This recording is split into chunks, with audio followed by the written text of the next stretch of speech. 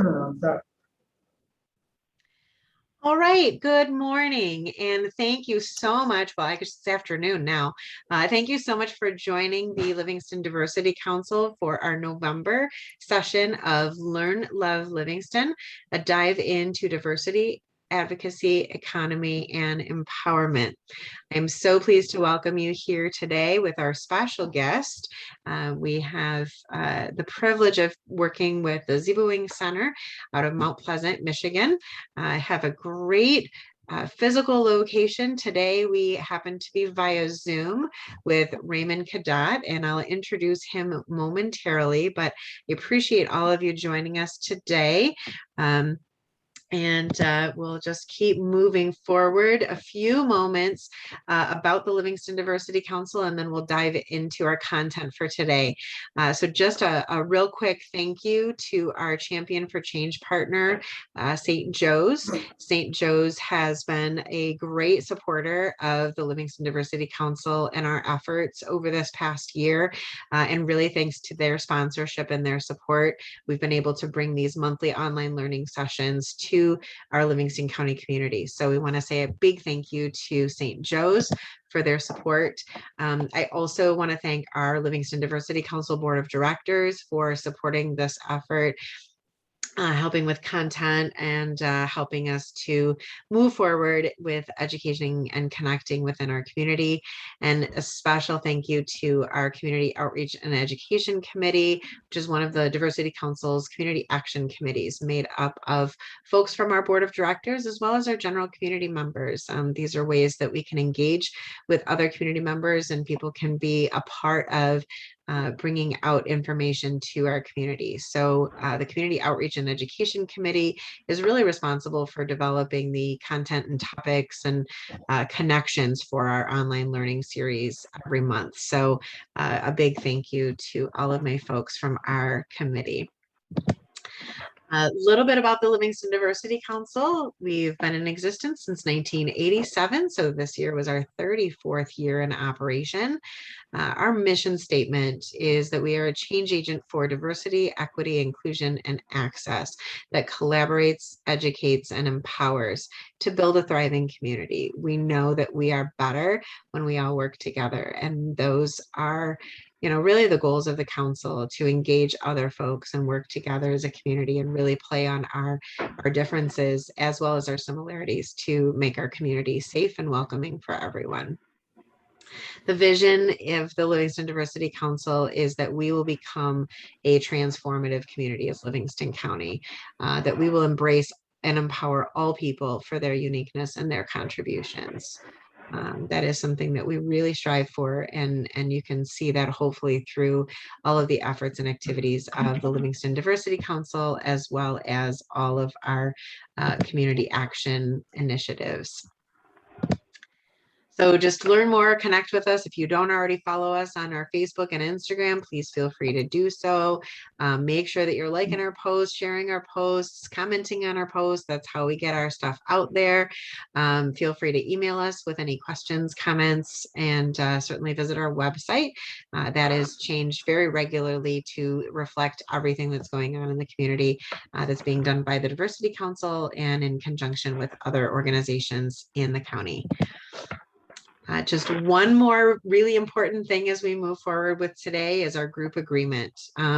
We know that this is a little harder when we're all virtual, but it's still important to maintain our group agreements. So making sure that we are exhibiting mutual respect for all participants and speakers, making sure that their microphones are muted, that if you're ready, when you're ready to ask a question, if there's a conversation happening, feel free to put it in the chat.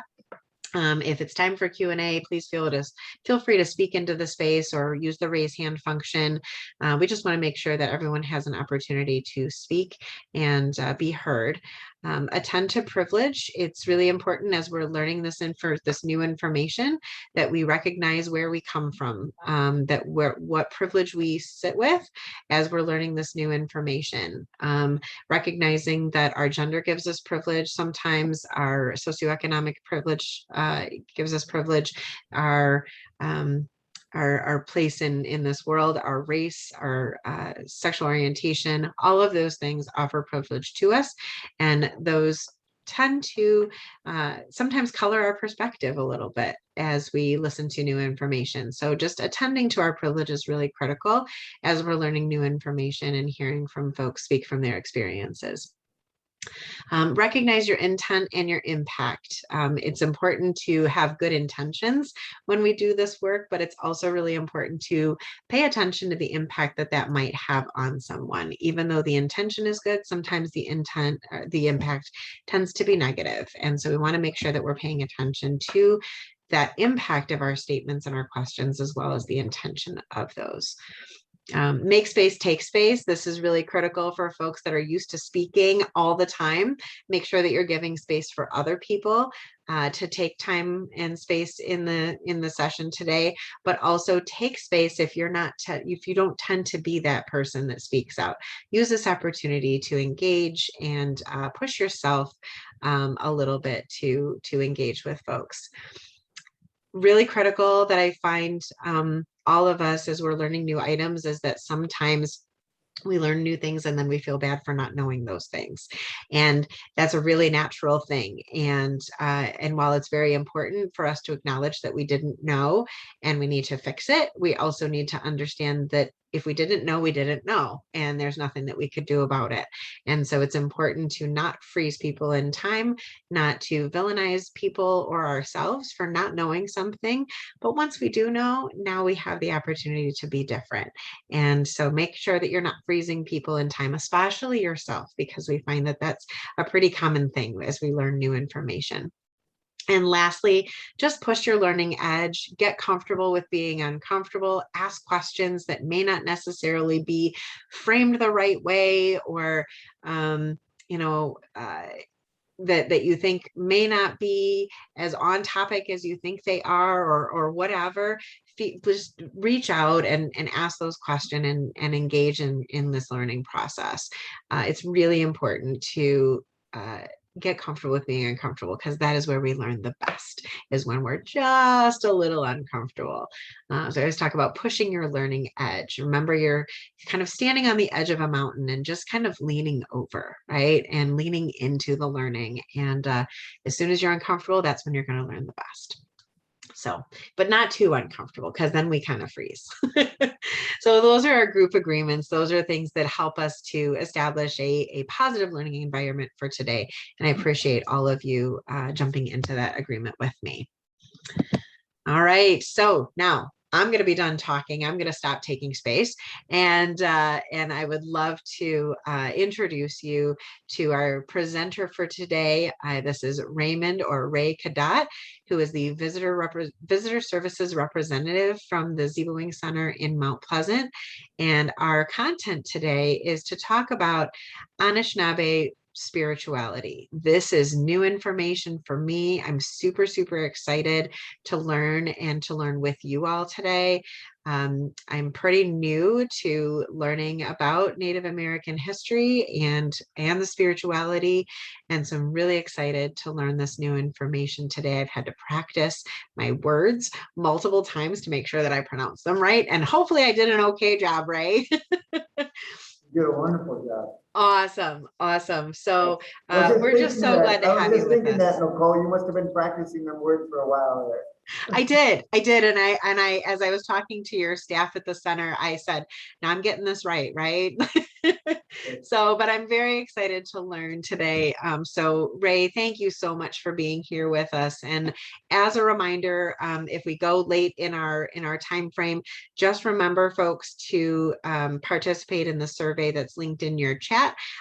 Make sure to copy and paste that link so that you can do the evaluation at the end of the session and submit that for us. It's a Google form, so as soon as you're done, it gets submitted to us. So we always like to hear from you and hear your responses to the content. So I said I was going to shut up and I kept talking. So I'm now going to shut up and I'm going to turn it over to Ray. Thank you so much for being here with us today, Ray. I was waiting one more second unless you wanted to interject a little bit more, so it's all right. So welcome this afternoon, and if you feel comfortable with it, I talked to Nicole about this prior to her letting everybody on the screen. If you want to share your video, it's okay to share yourself on the video. If not, that's fine with me too. I kind of like to look at who I'm talking to a little bit here, but we can go on as long as I can see Nicole and I can kind of focus on her, and then we can have a communication that way. Last night I taught a class, and then the people in the class, they didn't want to turn on their video, and doing Zoom during this pandemic is very strange. It's a new thing for us to do the Zoom, and then if they don't want to, people choose not to turn their video on, and so then I have to look at a blank screen, and it's almost like, am I really talking to a person, or am I just? It was really a strange experience. Never done that before in my life, where I didn't have a face-to-face kind of looking at somebody, and talking to them. Really, I don't care for Zoom myself. I like the more personalized one-on-one or group-on-group. And part of my position here, a couple of my duties through here is we call our permanent exhibit, and out in the world, some people call it a museum. And there's over 9,000 square feet of permanent exhibit here at the Cultural Center.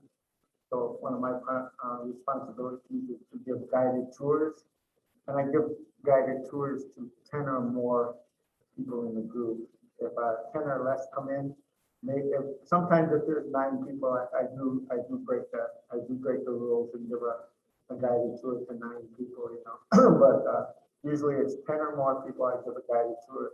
Otherwise, we give you introductory information, brochures to follow while you're in the exhibit. That'll guide you through the exhibit, and give you lots and lots of information about the original people of this land.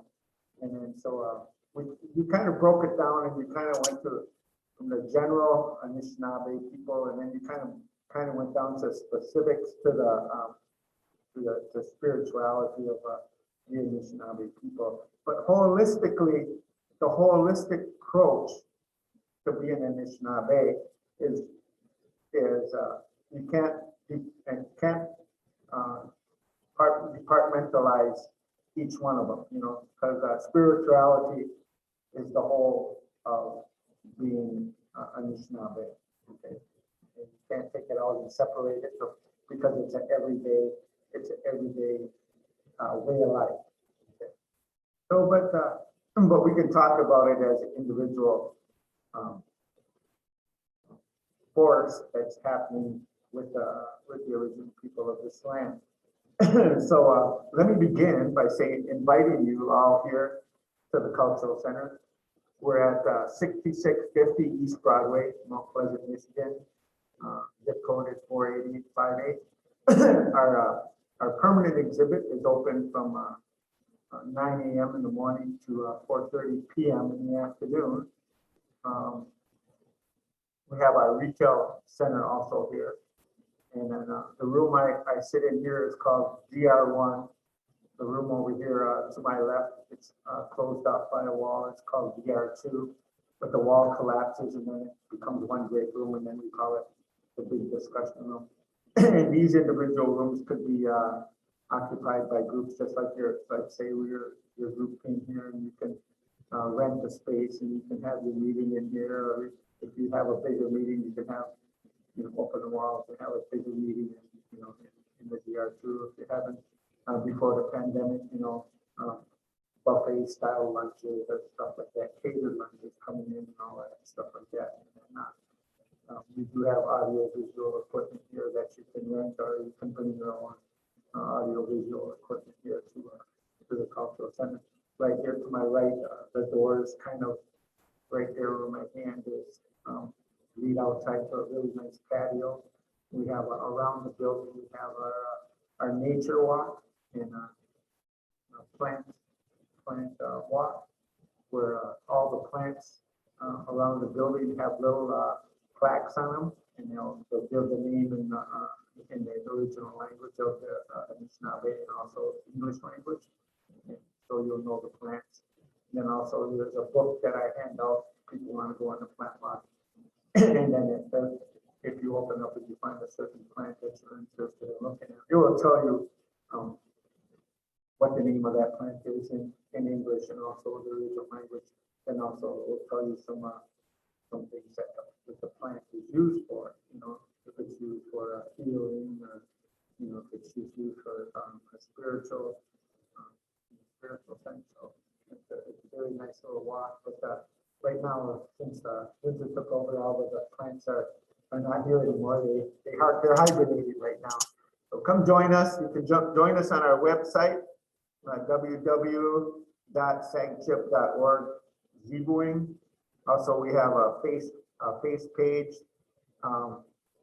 The face page is www.facebook.com Ziibiwing, and also there's a Twitter, www.twitter.com Ziibiwing, and you can take a virtual tour of the exhibit, and then there's a lot of activities. Well, since the pandemic, we had to scale them down, but now we're starting to re-implement some of the activities that are happening here at the Ziibiwing Center. So there's on the face page, and you can go on there and look, and there's a lot of activities that are happening within the cultural center. In our main lobby, there's a display out there of historical baskets made by the original people of this land, and we have a changing exhibit room where once a year there's a different exhibit that goes in and out. Currently, it's not occupied.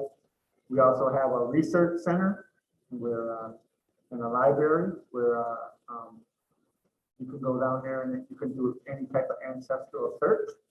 So if you're looking for a great-great-grandma, great-great-grandpa, all of them great people, your relatives, you can go down there, and then the specialist in there will locate you, and they're very good at it. There hasn't been anybody that I've heard of or seen of, maybe on my day off, but when I'm here at present, that walks out of there and hasn't been able to get some type of help locating their ancestors.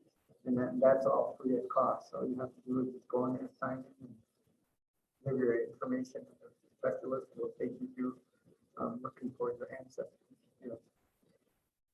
So let's begin with this PowerPoint presentation. And it was requested today that we do talk about the spirituality. And the PowerPoint that I use is called Spirituality the Anishinabe Way.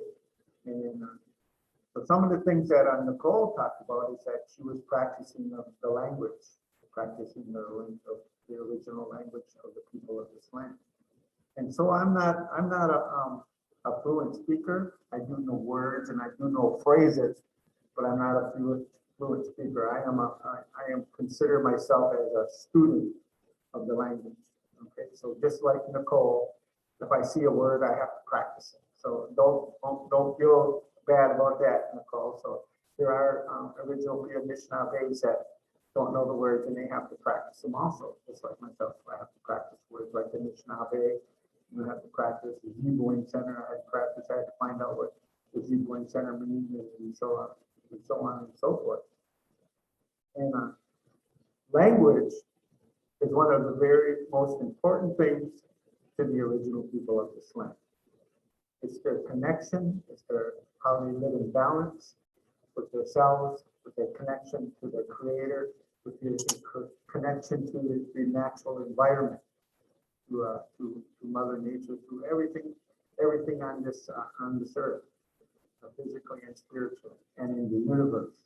Okay? Their language connects them to each one of these things, and it connects them and shows them how to live in balance with each one of these entities. So the word Anishinabe, prior to contact from the outside world, the original people of this land called themselves the Anishinabe. So the word Anishinabe is a singular word. Anishinabe means, like Nicole or myself or just Nicole, if she was the original person of this land, she would be called Anishinabe. and I'm original person of this land, I would be called Anishinabe. Now Claire over there that I see, Anna, Steph, Jenna, these are the ones that I'm seeing in here so far. If we're all Anishinaabe, but all together we're Anishinabe. Okay? So the singular person, I would be Anishinabe, but all of us Anishinabe. So I'm gonna switch over from them, the singular to the plural, from Anishinabe to Anishinabe. Okay, to our understanding. So if I'm talking about Anishinabe, I'm talking about the whole group. If I'm talking about Anishinabe, I'm talking about this one person, this one person. Okay. And then within the language, the cultural center is named the Ziibiwing Center. So in the beginning of time, prior to contact from the outside world, the colonizers, the Anishinaabe people, they were seasonal people. They were migratory people. They were nomadic people. Simply meaning that they used to wander and travel all over this continent of North America. And how they used to travel or wander is they used their canoe. And they would travel along the waterways all over this land in North America. And, and as they traveled along these waterways, they would build their homes or their shelters along these waterways. So Ziibiwing actually means on, near, or on the waterway. On, near, or on the waterway. So if you look at historic things about the Anishinaabe, where their homes and villages were, 99% of the time, you'll find their homes or villages along and near around the waterways where they would travel. Okay. So that's what the Ziibiwing means. Okay. Then our creator, our the great spirit, or the great mystery. Some people in other religions call him God or whatever, but our recognition of that entity is called Vichimanadu. Vichimanadu. Vichi means great or big. Vichi, chi means great or big. Manadu means like a spirit, great, a great big spirit of God, or the mystery of life, you know. So the creator, or Manadu, as we want to call him, the Anishinaabe people believe that prior to coming into this physical world, their lives originated or came to be in the spirit world. They came to be in spirit, so they became spiritual beings. And then they became physical beings. And then when they leave this world, they go back to spiritual beings. Okay, so life, one thing we say, life everlasting, life never ends. Life is a continuous journey. From spirit, physical, back to spirit. But you leave your spirit, your physical body, and your physical. In our terms, we call it matik. Can you say that? Matik. Matik is sort of like a vessel. A vessel, like a bowl. You have your bowl. You have your Fruit Loops in, or your Captain Crunch, or whatever. You know, a vessel. You have your water jug, and you give the water. You know, the vessel. The vessel contains something. Matik, or it's holding something. Okay. So our bodies could be matik because it's holding our organs, you know, our heart, our lungs, our liver, our kidneys, and our brain, and our blood, and our stuff. So it's holding that. But also, it's holding our spirit. It's holding our spirit within our matik, within our container. It is in there. So when we come from the spirit world, we come into this matik. But then once our spirit is done using that matik, once we're using it, we leave it behind, we give it back to the earth, in the spirit. Okay, so Go ahead. Somebody have a question? I heard some noise. I thought maybe somebody, it's okay. That's one thing I want to talk about. If when I'm saying something or when I'm talking, if you have a question or something, please interject, right? Right away. Don't, you might forget it if you wait till the end, but please come in, either you can, you turn the microphone on or do a chat. You can do a chat. Nicole, she can, if she does it, somebody emails something, you can ask a question for them. Okay, is that okay, Nicole? Yeah, okay. So, so when we're in the spirit world, prior to coming into this physical world, the Anishinaabe people believe that they have contact with their creator, with humanity. Okay. We have contact with our creator, with humanity. And prior to coming to this world, in our contact with our creator, with their creator, they believe that they ask permission from the creator, so they have an audience with the creator. Okay. Individual audience, one-to-one, just like if you were here, we stand one-to-one or face-to-face with the creator. And then, that person or that being or that spirit would ask the creator permission to come to this physical world. So in that asking that permission, also asking that permission, you would have to give an explanation why you want to come to this physical world through the creator. Then the creator would ponder it, study it, and then I was going to say he, but he is kind of like a generic term. Because the creator, our creator is kind of like a yin and yang, both man and woman, good and bad, light and day. So the creator is all, is everything. Okay, so he's just not a he. He's everything. He's all encompassing. Okay. So yin and yang, you get that? You understand that concept? Yeah. Okay. So you ask permission, or the spirit asks permission, the creator ponders it, and then the yay or nay. Most of the time it's yay that you can come down to this physical world. So once the creator says yes, or says agrees, you can come down. He likes your reasoning why you want to come down to the spirit, to the physical world. Then you're learning, then your teaching begins with the creator. So you have another audience with the creator, and he's going to teach you everything you need to know once you come here to the physical world, while you're in the spiritual world. While you're in the spiritual world, he gives you your original language of life. Okay. He gives you your original language of life. He gives you your culture. He gives you your heritage. He gives you your clan. We'll talk about that later on. Clans are a system used by the Anishinaabe people as sort of a form of government. And clans are represented by different animals beings, different physical animal beings. There's a bear, there's a wolf, there's crane, many of these are otter, beaver, many of these different clans.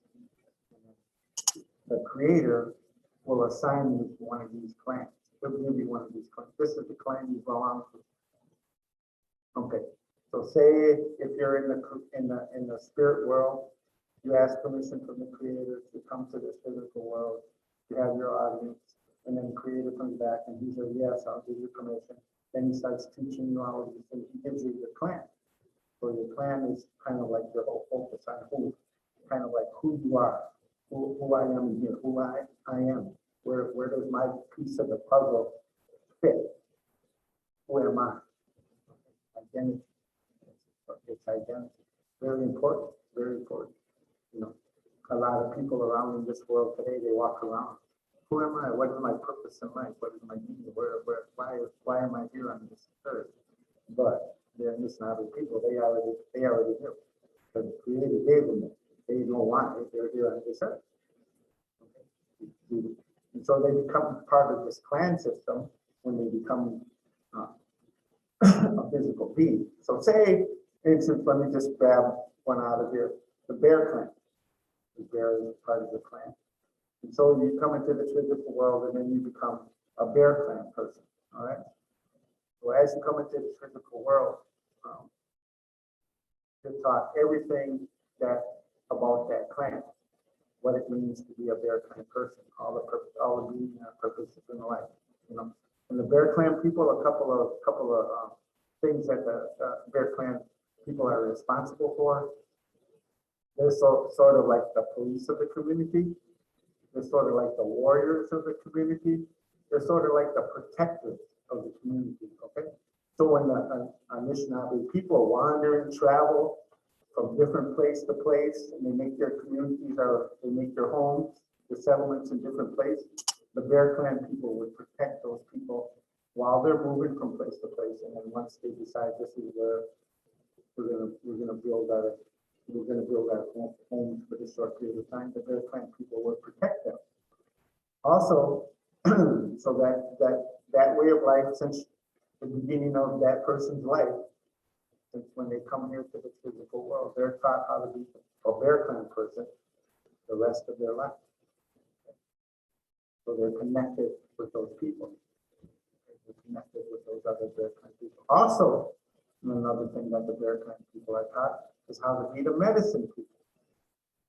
So at an early age, they're taught, you know, just like the plant walk we got around here, the building, what the name of the plant is, what the plant is used for, you know, if it's a medicinal purpose or if it's just something you use to connect spiritually with the Creator, or, you know, something like that. You know, if it's a plant you use to nourish yourself, you know, to eat, you know, things like that. So the Bear Clan people are taught all of that from the beginning of their birth till the end. So they go back to the physical word connection. Okay? So say me and myself, I came into this world and I was given the Bear Clan. Nicole was sent into this world and she was a Bear Clan. Claire was sent in this world, she was a Bear Clan. Seth was sent in this world and he was a Bear Clan.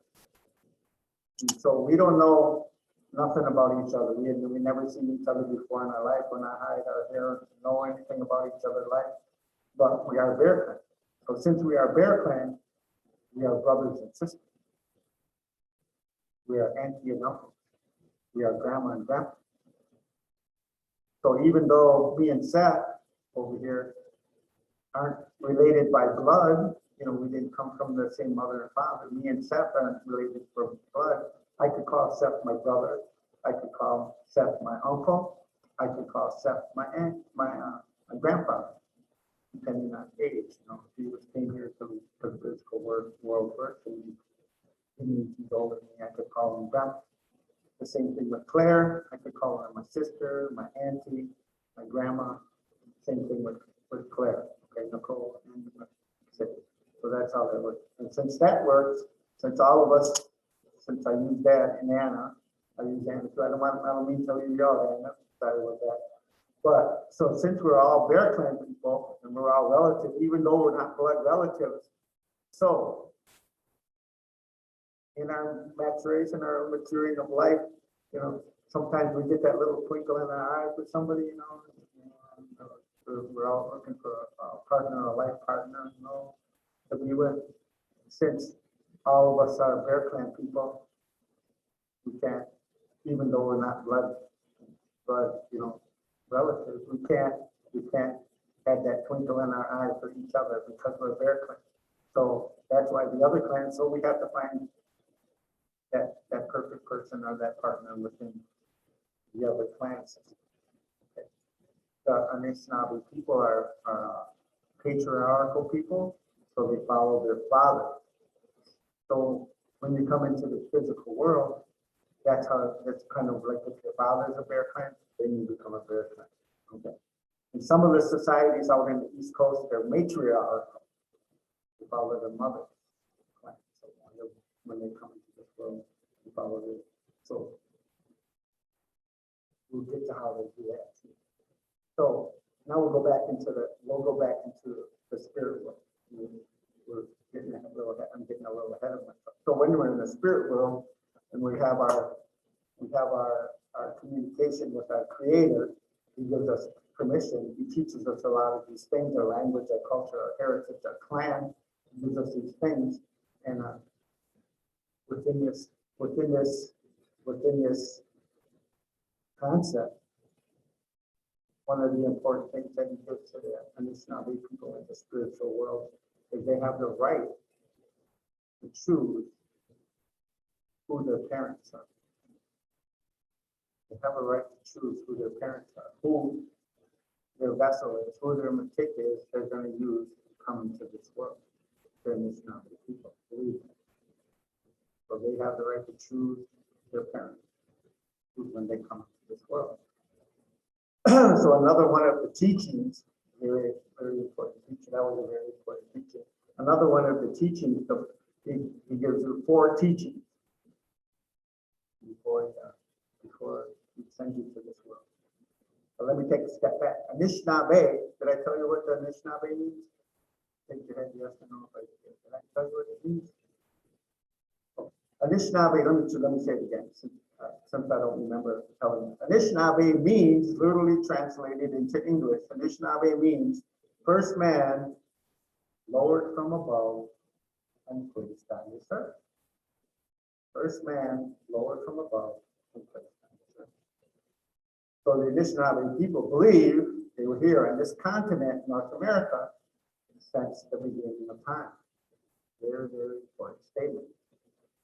Now, there are a number of different theories that try to contradict the Anishinaabe in their beliefs. That they didn't originate here in North America. One particular theory is the one that we probably all know, is that about the land bridge in Alaska. Did you ever get taught that one? There was a land bridge over in Alaska, and the Anishinaabe people migrated through the United States that way and came down to North America that way. That particular theory is called the Clovis theory. The Clovis theory. You can look it up whenever you do it after it. But the anthropologists, they were down in Texas and they were doing their anthropologist stuff, and digging up our relative bones, our artifacts and stuff like that for whatever reason. I know the reason why they were thinking. But the Surgeon General back then. But anyway, they were digging up the bones and they would study it. Because the Surgeon General said, study the bones of these Anishinaabe people because they thought we were a dying race. So that gave them permission to study us before we died off. So the Surgeon General of the United States at the time put out a mandate that to all the anthropologists, it was okay for the anthropologists to go dig up the Anishinaabe because they were studying a dying race. Okay. So that's how you see all of the artifacts and all of the bones and all of the everything they use, the Anishinaabe people use for their way of life in all of these museums, the Smithsonian and all of that stuff like that. So that's how they got there. Yes, ma'am. Yes, go ahead, Claire. Yeah. Hey, Raymond, I couldn't quite hear.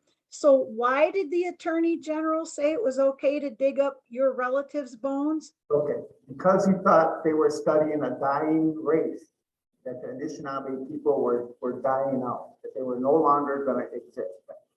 So it was that gave them permission to study the Anishinaabe people. They were studying a dying race. So before they died out, they wanted to find out everything. So then, So that's what gave them the excuse. Okay. Yes. Gotcha. The Surgeon General back at that time, I can't remember the exact year, but way back when they started to do that, that's how the anthropologists got the permission. And so that's how all of the artifacts and whatever you see, especially the bones and things like that, got into where they got into, museums and Smithsonians and smaller museums all around the country and the world, because around the world there are artifacts and bones and things that the Anishinaabe people use for their everyday survival around the world, not just in not just in North America, North America or Canada, or South America. So they're all over the world. Yeah. And then so this Clovis theory, they got the anthropologists dug up these bones and they studied them. And then one of the things they studied is there was a skull there. So they studied the teeth in that side of that skull.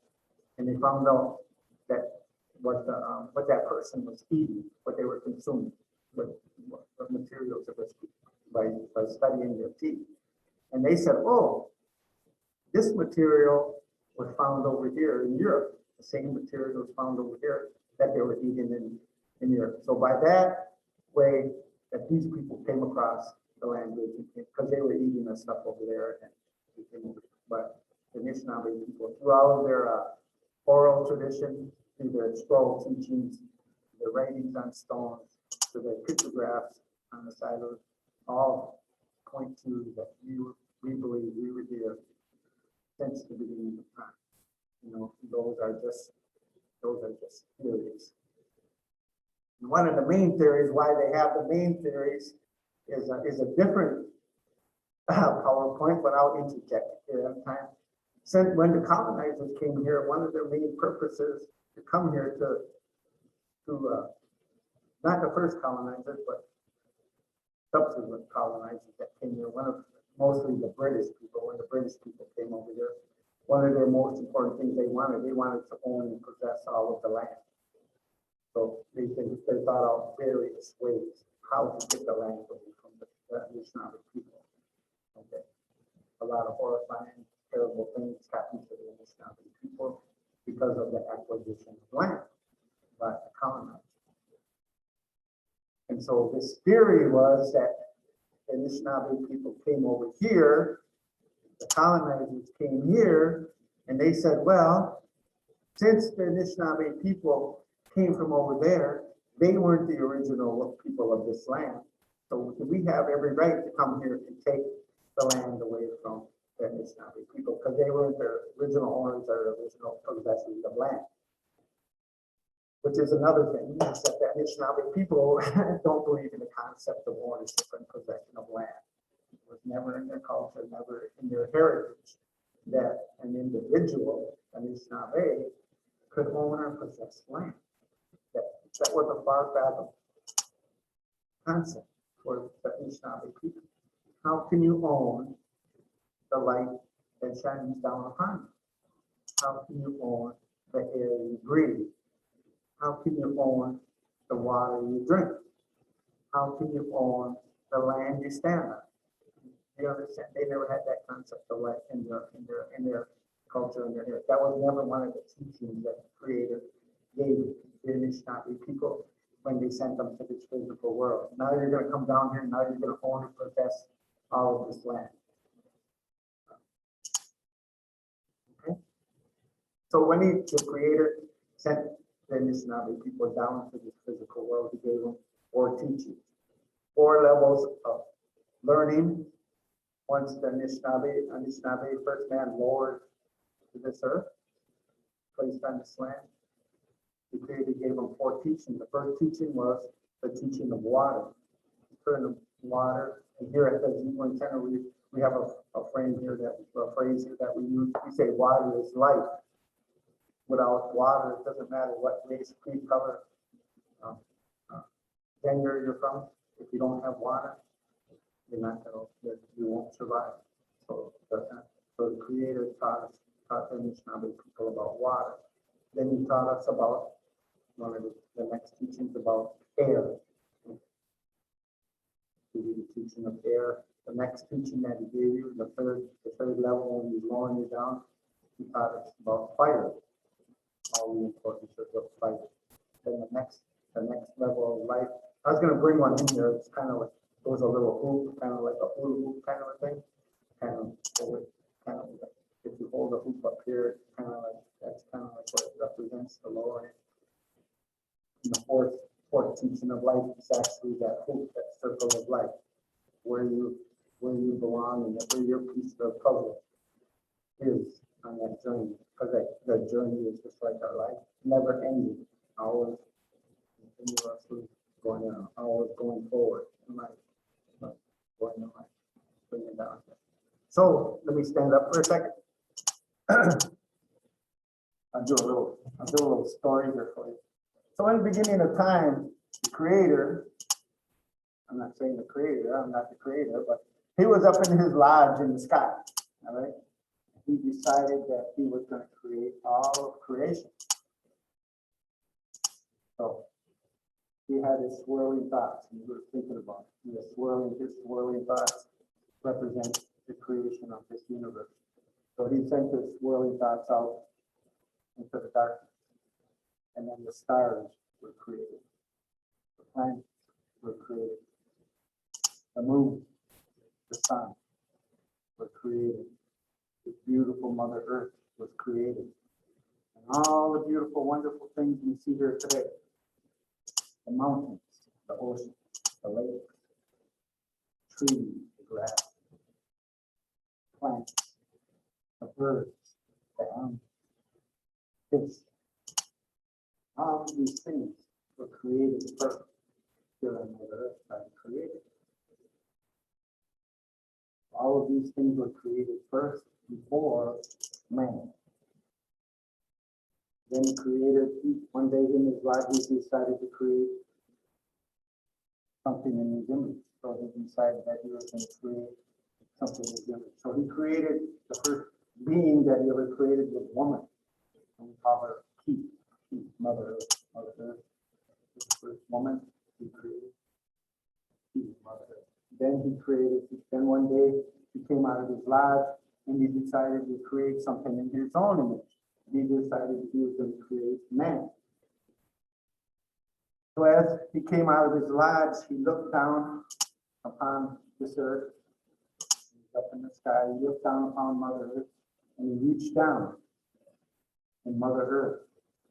And he picked up in his hand everything that he needed to create Anishinabe. And he started to mold Anishinabe in his image with all the material that he reached down into Mother Earth to create Anishinabe. And the things that he didn't need to create Anishinabe fell back to his fingers and fell back to Mother Earth. And these are the things that the Anishinaabe people would use for their everyday survival in their walk in life. So the Creator, he began to create Anishinabe. Once he was done with creating Anishinabe, then he lowered him to this earth. First man lowered from above.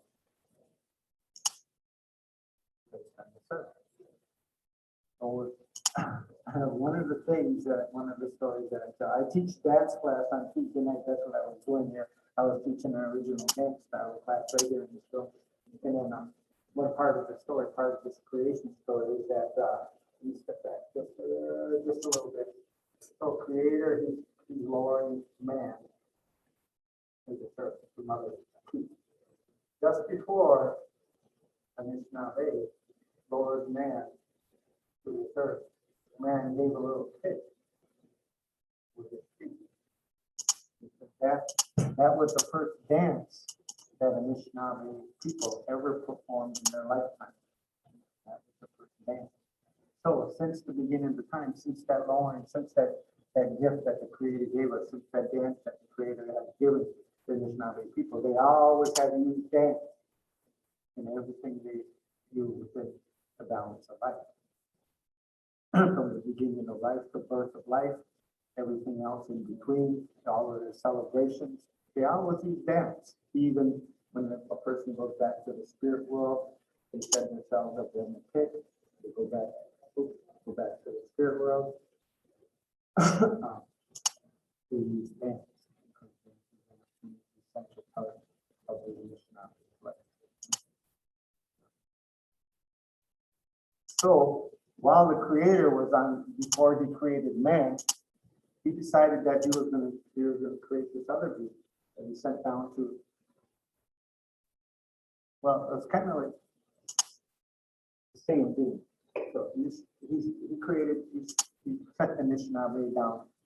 But so since he sent Anishinabe down, Anishinabe became known as Nana Buju. That was his name. First man, Lord from above, placed on the earth. He gave him a name. His name, spiritual name was Nana Buju. Nana Buju was placed on this earth. One of the responsibilities of Nana Buju was he was to walk this earth. While he was walking this earth, and his responsibilities, and he was given many responsibilities. We'll be here all day if I talk about all of the responsibilities given to Nana Buju, but I'll just talk to you about this one. His one responsibility while he was journeying and wandering around this earth was to name all of creation. All of the beautiful, wonderful things that the Creator had made prior to lowering man at this place. He was given the responsibility to wander in this earth, creating all of this, and naming all of this life. So that's what we did. So in our oral tradition, in our first part of scroll writings, through our pictographs, through our writings on stone, the stories that it took him about 1,000 years to walk the earth, around 1,000 years to walk the earth. Creation. So as he was leaving, he decided to, he'd been here for 1,000 years, he decided that he wanted to go back to his Creator, to his Father, because he missed him so very, very much. He was gone a long, long time away from his Father. He wanted to go back to his Father, to be with him. So that's what he told creation. He said, I've been here a long time. I want to go back and be with my Father. So then he started this good direction to us. Okay, this is west. So he started to go walk west. He started to go to his Father.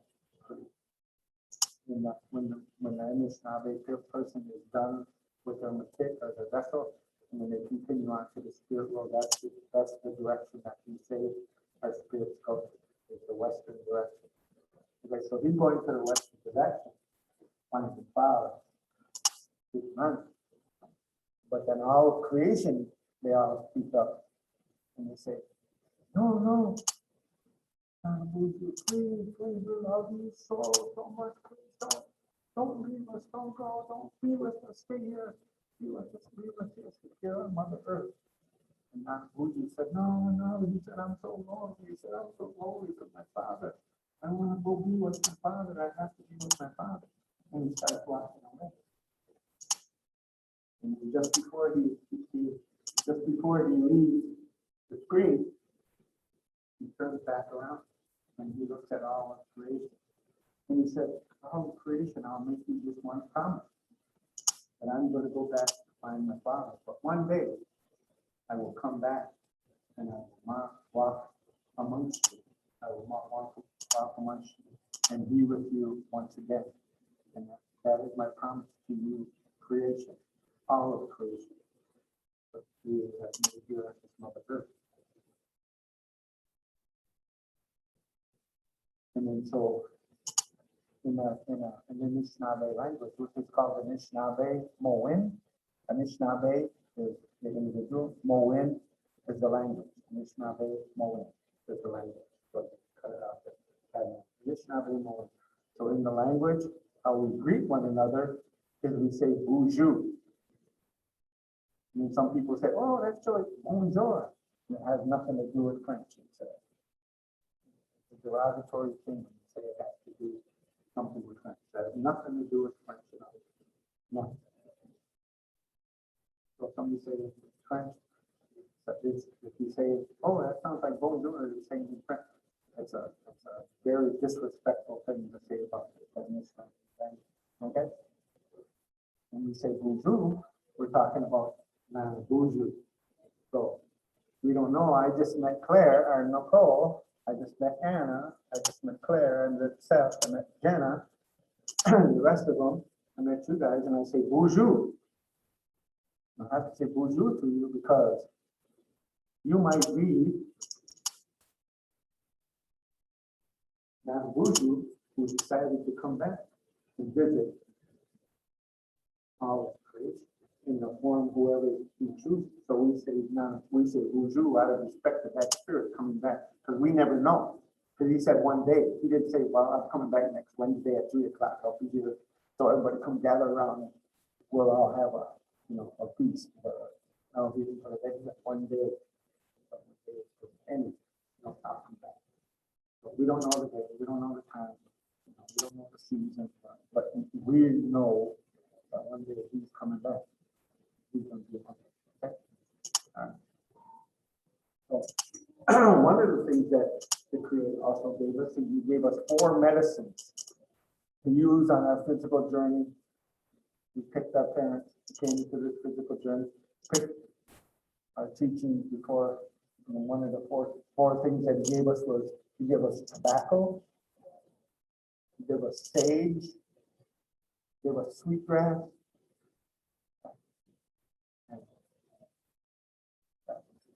and cedar. So these are the 4 sacred medicines used by the Anishinabe people. And these 4 sacred medicines, as we call them, sacred medicines used by the Anishinabe people, for their conscious and their unconscious connection to their Creator. Like making an offering. Anytime we make an offering and we ask our Creator to help us with anything, help us with this disease or this sickness that's happening in the world now.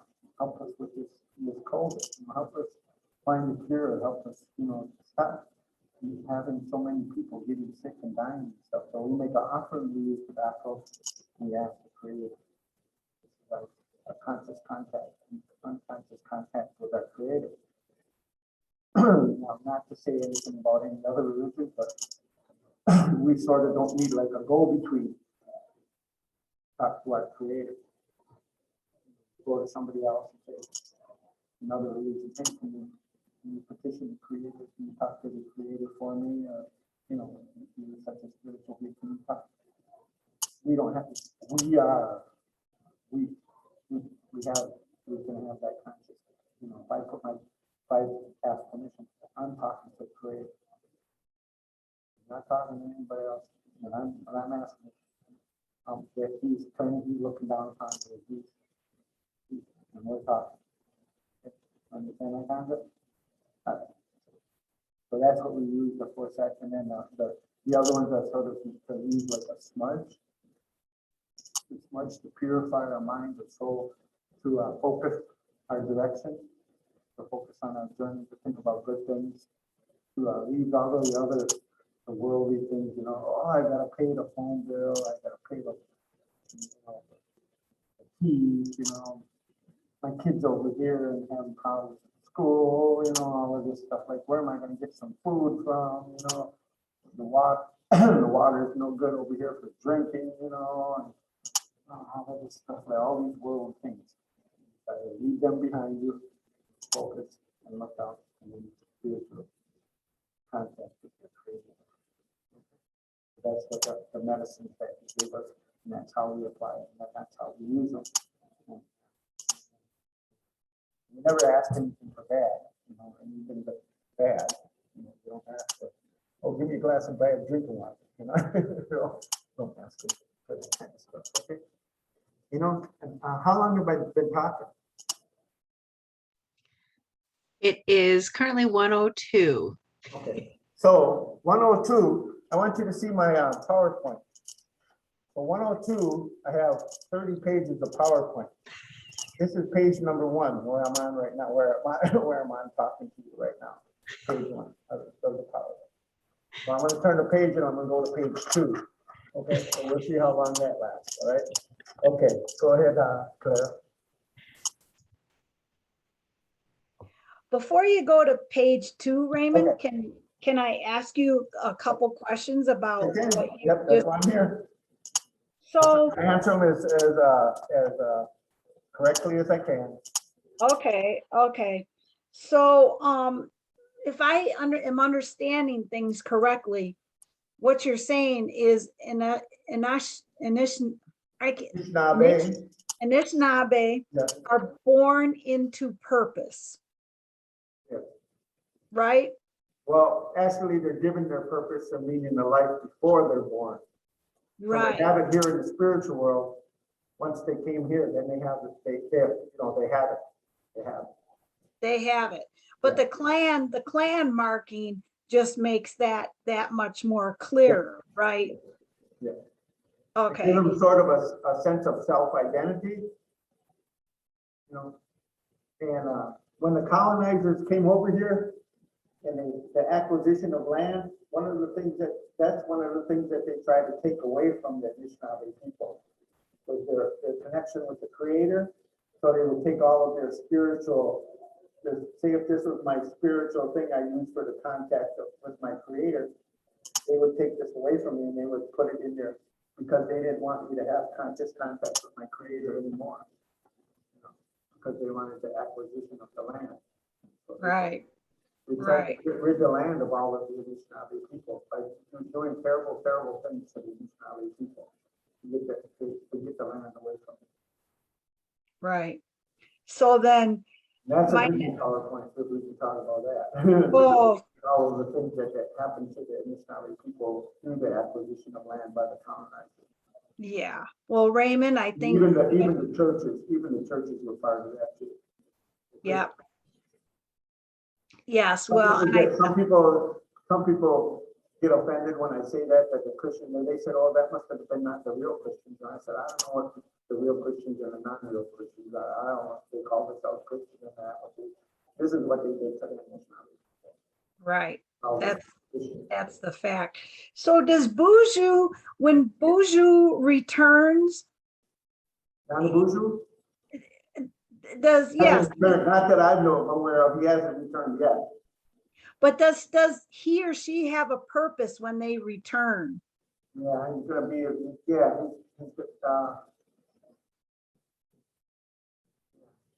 okay, if you wanna go there, I'll take you there. That's okay if you're not. No, if no, you no, don't wanna I'll go take there. you there, I'll take you there. When Nanabuju comes back, that's that's the time when existence is no more here on this earth. Sort of like Armageddon kind of a thing. So that's gonna happen. And it happened a couple of times here already with the Anishinaabe people. The Great Flood that the Europeans talk about actually was a story from the Anishinaabe people that the creator came here and wasn't happy with the Anishinaabe people when he was living his life, so he destroyed all the creation and created it all over again. Now, if you read the book, the four lives of the Hopi people, they'll talk about four shapings of the earth, and they'll talk about the earth itself and how when the earth was created, the axis was north and south was straight up and down, and now how the axis moved this way and how the axis moved this way. And then there's a scientific fact that they can show that the earth moves 3 times. Well, in the story of the Hopi, it says that the creator wasn't happy with the way the people were living. He came down and literally put his hands inside of the Mother Earth and shook the earth. So they call it the 4 shakings of Mother Earth. And then when he comes back and if he ever does it again on the 4th time and he shakes the earth, that's going to be the end of, that'll be the end, sort of like the Armageddon and stuff. Okay. Correlate it like that. Yeah. Thank you, Raymond. So did I answer your question? Okay, great, great. Anybody else have any questions? Before I continue on with page 2. So let me read it to you. Anishinabe spirituality and our place in creation is still being generationally transmitted today. So it's being passed down generation to generation through oral tradition, through writings on stone, through birch bark scrolls, through pictographs on the stone. We'll share a look at the world through its eyes of the Anishinaabe. You will learn about the seven grandfather teachings that the Anishinaabe people were given by the Creator, all of these teachings, how to live a balanced life once you come on this Mother Earth. That's one of the teachings that the Creator gave to the Anishinaabe people. Once you come to this physical world, as you walk your journey, whatever you take from Mother Nature for your daily survival, you're only supposed to take what you need for that day. Very important teaching of the Anishinaabe. Only take what you need for your daily survival. So, example, so if Anishinaabe people go out on a deer hunt, they'll only take one, or a buffalo, let's use the buffalo. They go on a buffalo hunt because there was buffalo here in Michigan in the beginning of time. I don't know if you know that or not, but there was buffalo here in the Michigan in the beginning of time.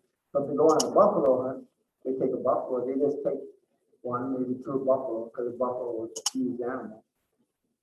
Yeah. They just take one animal for their daily survival. They don't take a over abundance. It wasn't until the colonizers came here, particularly up in Bawatane, to St. Marie, is where the Anishinaabe people had the first contact with the colonizers. And from St. Marie, the fur traders came there. Once the fur traders came there, unfortunately, that's when the devastation began of North America. The devastation began of North America, the Anishinaabe, all of the things that in the natural world of the Anishinaabe people started to change because of that contact with the fur traders in St. Marie in the 1640s.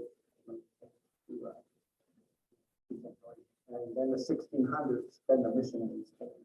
After that, they came down to Michigan looking for their spiritual nest.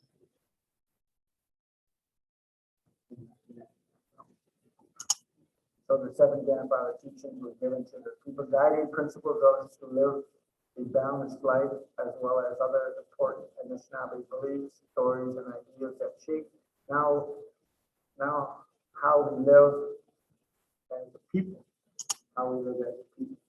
So in the beginning of time, I talked about the Anishinaabe people being the first people here on this North America, a key. That's what they call it, a key, Mother Earth, key, the land, the key. Why they call it Turtle Island. Turtle Island.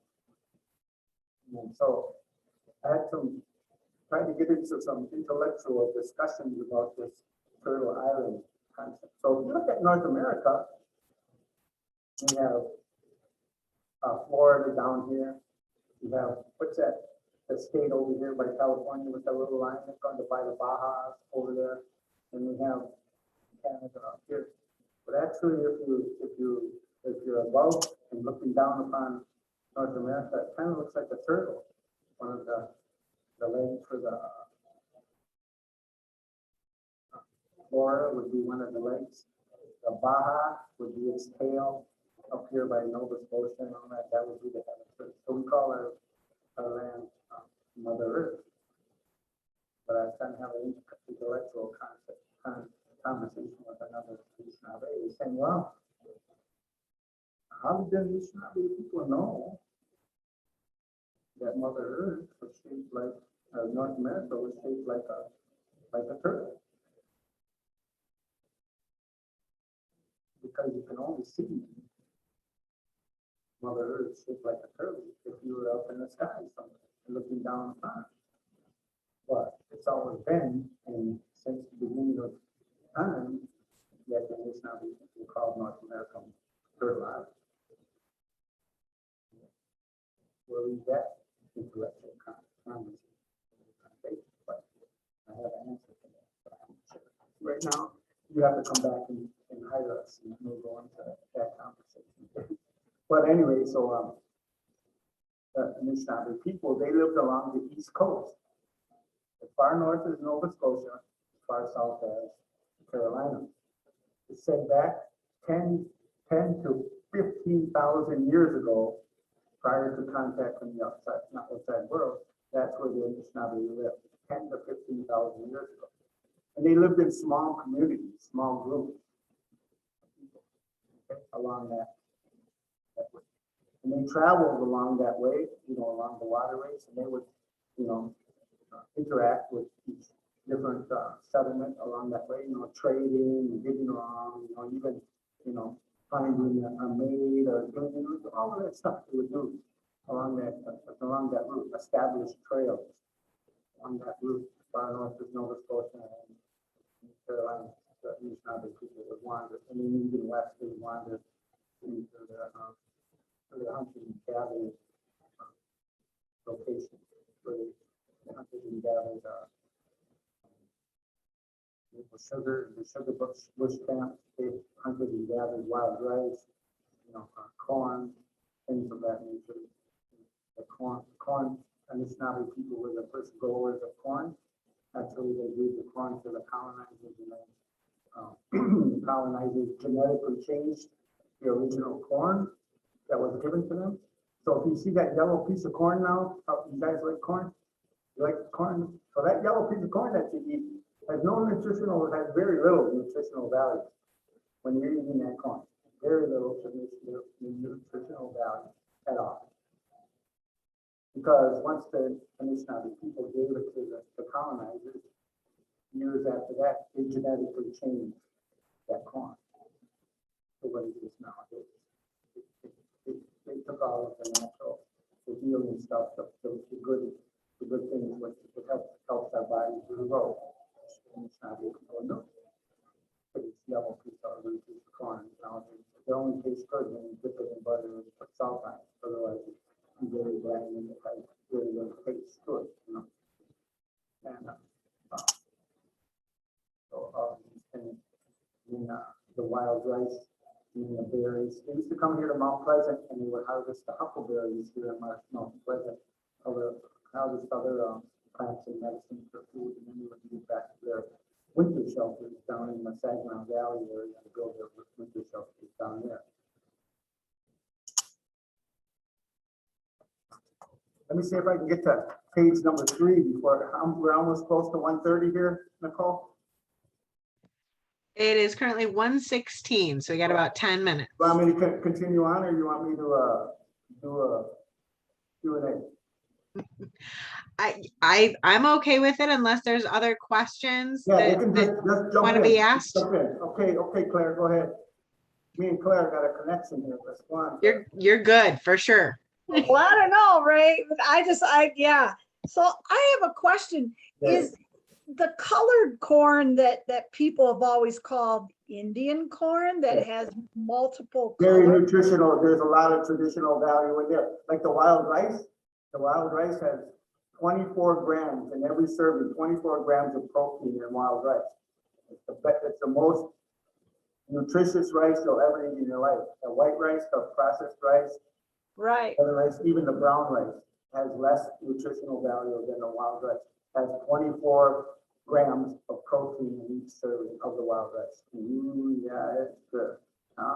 So the actual I'm corn a that leader of has, wild rice, so I have a number of different recipes. They always ask me here at the Ziibiwing Center if they have a special event here. Hey, can you please make one of your recipes of wild rice? So they provide me with the wild rice, and then I create the dish of wild rice for them. But it's very high. so you can eat the corn that has multiple colored kernels. Yeah, that's more nutritious than any of that yellow stuff. I would rather eat that. They sell it there in our retail shop. They sell bags of that bakura rice, or wild rice, and then they sell the original corn, or the corn here too. Yeah. And then some of the corn they turn into like hominy and stuff like that. Oh, that's really good too. You mix that in with wild rice, put a little meat in there, a little broth, yeah. Interesting. Okay. Gave you one of my recipes. Don't exploit it. Yeah. No, I think that'd be it. Because I knew that corn had no nutritional value. So I want to support you on that. That's very well known, but yeah. Now, even nowadays, they scientifically genetically changed it. So now the corn that the farmers go out and buy, if he's going to go buy the seeds to replant his corn this year, back then, the original corn, you could plant it, and then the seeds, you could take it and plant it next year. But they genetically changed it now, so the seeds you get from the corn now, they won't regrow. So you have to go back to the seed place and buy, so it's all about, making money, changing. Yeah. Can I ask one more You question? can ask as many questions as you want, and we got about 13 minutes. Okay, so Raymond, do you belong to a clan? Yes, I do. And then are you willing or free to share Well, I belong to the fish clan. the fish clan? And what does the fish, can you tell us about the fish clan?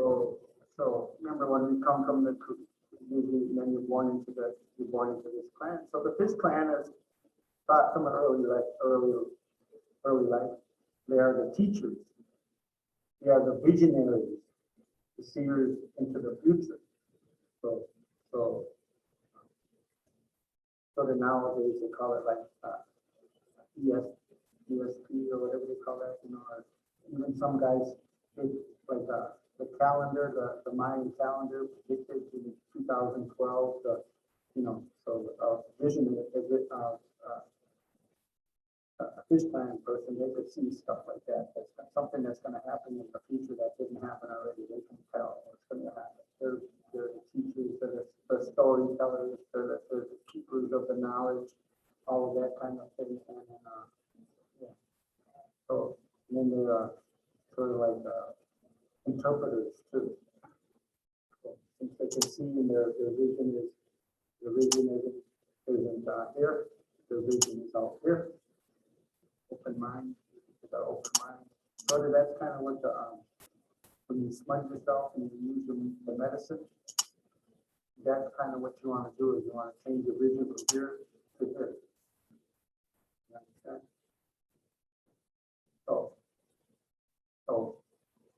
So you guys have, Nicole and Claire, you guys have dreams? How you have a dream? Ever have dreams? You dream? Yeah. Do you have this one particular dream that, it's not just everybody dreams, but they dream different. But you have this like a reoccurring dream that happens. How come am I having that dream over and over again? So if I go to sleep tonight, I'm having that dream. Tomorrow night, if I'm going to sleep, I'm having that same dream. And you don't know why. Why am I having that? Why am I having that dream? What's going on?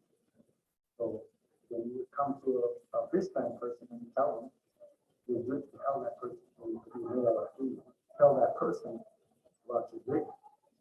Hey, I'm having this dream, and if I'm having this dream multiple times, I'm having the same dream over. So then that visionary, not vision, the fish clan person will interpret that dream. Usually it's something good.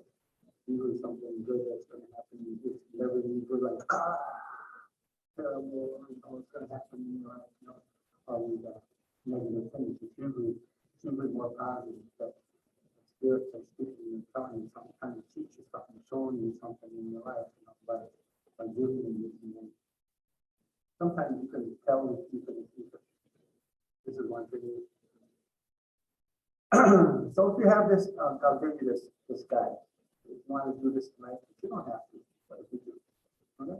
Right before you go to sleep tonight, Claire, Nicole, and Howard, right before you go to sleep tonight, if you have this recurring dream, think about that recurring dream that you have right before you go to sleep. Right before you lay your head on your pillow and decide to go. Think about this dream. And while you're thinking about this dream, talk to the spirit. Ask them, why am I having this dream? What's going on? What is the dream trying to tell me? What's going on? Can you help? I get it to you. The spirit that will speak to you and tell you what your dream is about. So it would be up to you to interpret what that spirit's telling you. He might not tell you like, I'm telling you now, it's like don't walk under a ladder, or, don't go swimming, something. That bluntly. Your responsibility is to figure out what the spirit's trying to tell you. But if you go to a fish line person, he'll tell you that she will tell you what usually something happening in your life, you're gonna go to the casino and win $1 million or something like that. That's one thing about talking to our creator. We can ask the creator for many, many things in life. The only thing we can't ask him for is riches. We never can ask him, and we go out and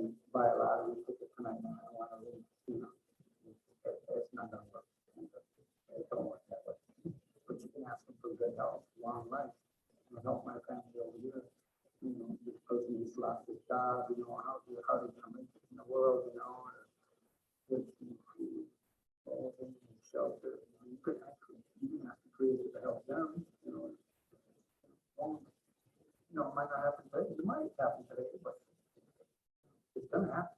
Once you ask them that way, we believe that they receive the help you get in the spiritual context. Okay? So the Anishinaabe people do not worship plants, animals, or elements. All right? They don't worship. We view them as integral parts of creation. We are all interconnected. Anishinaabe believe that all creation stories are true. So this is one part that I don't know how close we're getting. 5 minutes. Okay, so let me tell you this. Let me tell you this. That every culture, every race in the whole wide world, the red race, the black race, the white race, the yellow race, they all have their own creation story. They all have their own creation story. You guys probably heard, your creation story from wherever your heritage, wherever your belief. You heard your creation story. The Anishinaabe people believe all of these stories are true. We would never contradict anybody else's beliefs or anybody else's thoughts about their creation story. If you told me your creation story, I would say yes, that's a good story. I believe that. That's your creation story. So we believe these are all true, that each and every one of us have our own creation story. We believe that these are true.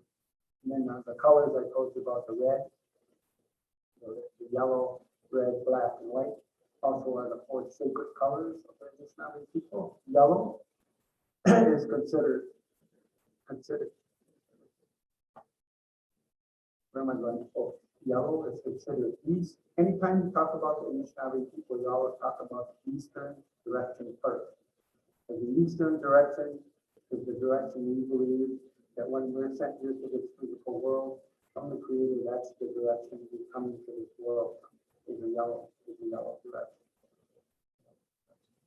And then we continue around on our journey, and then to the south. That color would be red. Color of red.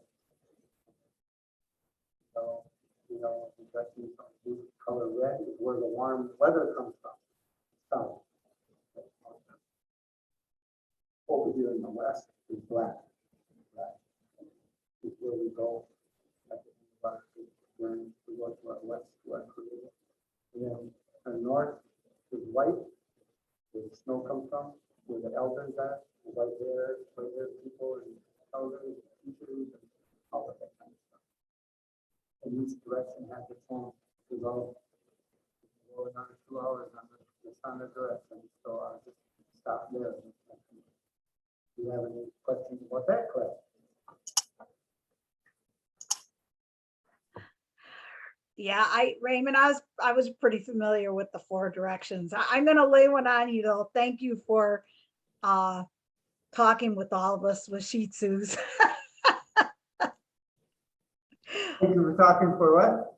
Thank you for talking with all of us with Shih Tzus today. Oh, yeah. Wait, yes. Thank you. Oh, yeah. That's a different language. That's our brothers to the west. Yeah. That's what they use. Over here we see Daganashi. Some people say Chamokaman. But actually, Chamokaman, if you hear the word, if somebody ever calls you Chamokaman, Anishinaabe calls you Chamokaman. It doesn't have to be, Chamokaman doesn't have anything to do with race, color, or creed, or gender. Okay? So in the beginning of the time when the colonizers came here in their quest for the land, the soldiers, once the Anishinaabe people would have their spiritual gatherings, the soldiers would come there and they would kill the Anishinaabe people for having their spiritual gatherings. Could you imagine that? If you went to church on Sunday, all of a sudden you're in church and then the soldiers came in and they started killing everybody in church. Well, that's what they did with the Anishinaabe people. They had their ceremonies, they would come in and kill all the people. So the soldiers would pull them, and Chamo, remember Chi means big, right? Chi. Mokaman means a knife. So Chi, Mokama, big knife. So the soldiers would come there and they would put out their big swords and they would lop the heads off of the adults and the children and all of that. Because if you lop the head off during that time, you get rid of the Anishinaabe people for the quest of the land. Chop or lop the head off, and the adult, like myself, you put my head in, they would give you $50 for my head. I know. You chop the head off a child, you take it and they give you $25 for the child. That was just, that's all has to do with the quest of wanting and possessing the land and how to get the land. Yeah. And there was many, many more terrible things. That just didn't mean there's many, many more terrible, terrible things up to the point of death, even death, that happened to the Anishinaabe people for the acquisition of the land.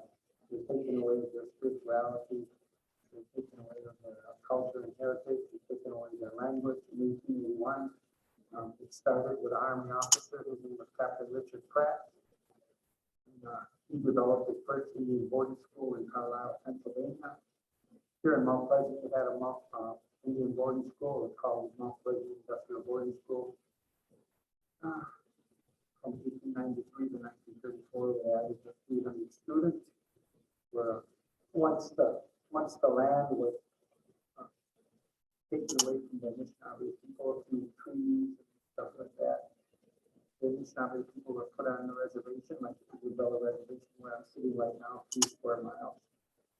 Captain Pratt conducted his experiment and developed the Indian boarding school. The United States government enacted a law that all school-age children must attend the Indian boarding school. So the soldiers and military people came to the reservation, not senators, asked the parents to take the children. They would send their children to the Indian boarding school. If they refused, they would take the children by force, send them to the Indian boarding school where the children would remain the rest of their life. Never ever seen their mother, father, sister, anybody again, ever. And then once that the assimilation of the Anishinaabe people began, cutting the hair, taking the national area, refusing them to speak the language, pray to their God. But the military people were the first people to do this. And then, so if any of the children came there and they spoke the language or tried to practice, pray to their God or something of their culture, they were punished. They were punished severely, even to the point of death, and even death and beyond. They were treated for praying, for practicing their culture and speaking their language. The last Indian boarding school in the state of Michigan that was closed, that treated the children that was up in the capacity around 1978. Yeah, that blew my mind that was open till 1978 when I heard that statistic. Well, the first people that came in were the military people. Then I don't mean to offend anybody, but it's the truth. That those people that came to were the Christians, called themselves Christians. Yeah. Continued on the same treatment, sometimes even worse treatment of the Anishinaabe children. Yeah. So there's a lot of deaths that was, especially here on the Mount Pleasant Industrial Boarding School. 255 recognized deaths out there at that Mount Pleasant Industrial Boarding School. So it wasn't until 1924 that the Anishinaabe people were considered citizens of the United States. So up until 1924, the Anishinaabe people couldn't own land, they didn't have a right to vote. Couldn't vote, yeah. Up until 1978, it was illegal for the Anishinaabe people to speak their language, to pray to their God, to practice their culture and heritage. If they were caught, then because of jail or fined, they would put to death for practicing their culture and heritage. So that's one of the reasons why the center was built. The Ziibiwing Center would bring back the message and the culture and the heritage and the language and everything we talked about here today to the people here in Isabel County, in Michigan, and now the world, to come here and learn a little bit more about the original people of this land. So hopefully today I didn't offend you. I did tell you stories about the Anishinaabe people that weren't true, that were made up. Everything I spoke to is actually the truth about the Anishinaabe people. A lot of people come and learn and say, wow, I never, that's one question I want to ask you now. So the other ones I can only see Nicole and Claire. So Nicole and Claire, before I go, I want to ask you this one question. One question. You know, I've been speaking here for an hour and a half almost. And going on a little longer than that, you know, but I want to ask you this question and answer this one. Tell me, there's one thing, just one, you learned here today during our session that you never knew before you came to the session. Just one. It's really hard to pick one because there's so much that I learned today. But I would say just the creator and how people are born into the Anishinaabe, and the creation of clans was something that I had heard about, but I didn't really understand. So you provided a lot of clarity on that for me, and that was very intriguing. Yeah, and so the Anishinaabe's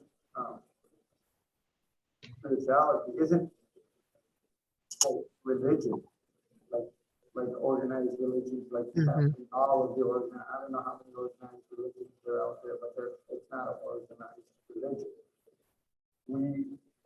We talk about our connection with our Creator.